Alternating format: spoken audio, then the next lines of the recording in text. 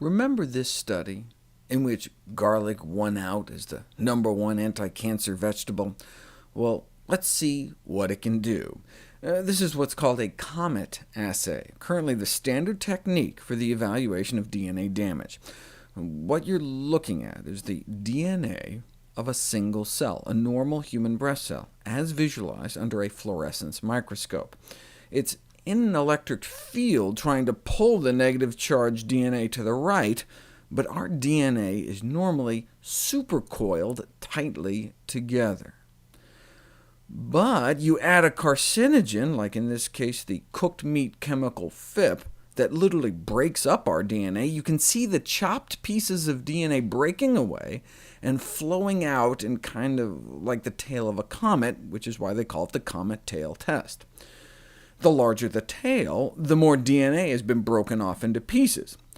But if you repeat the experiment, and this time, what if you add the same amount of carcinogen, but also add in some garlic phytonutrients at the same time?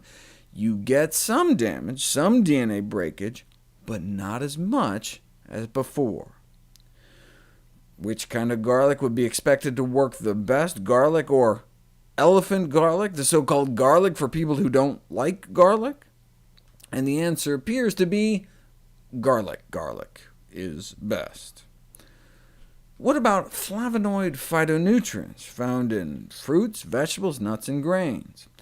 Here are the top 100 sources in the world. Do they have a protective effect on the meat mutagen-induced DNA damage? They took white blood cells from healthy individuals and colon cancer patients and exposed them to increasing doses of two cooked meat carcinogens, IQ, found mostly in fried bacon and baked fish, and PhIP, found mostly in fried bacon, fish, and chicken. They used the COMET assay again, measuring how much DNA was broken off in the tail, and as you can see, as the concentration of meat mutagens increases, so does the DNA damage. They then continued to pump in that meat mutagen at the highest level, but started adding some plant phytonutrients. Quercetin, found in foods like apples, red onions, and berries, and rutin, found in like citrus, buckwheat, and asparagus. Even as the highest carcinogen dose continues, adding plant phytonutrients starts to bring the damage down. That happened in both healthy individuals, the solid line, and cancer patients, the dashed line. But I want you to notice something else. Even at a zero concentration of cooked meat chemicals, there was more DNA damage present in the white blood cells circulating in cancer patients. And they didn't have blood cancer, they had colon cancer. Even though the cancer was just in their colon, their whole body was affected by the disease state. Their whole body was under increased oxidative stress, inflicting significantly higher DNA damage. Or maybe the DNA damage came first, and is one of the reasons they have cancer in the first place.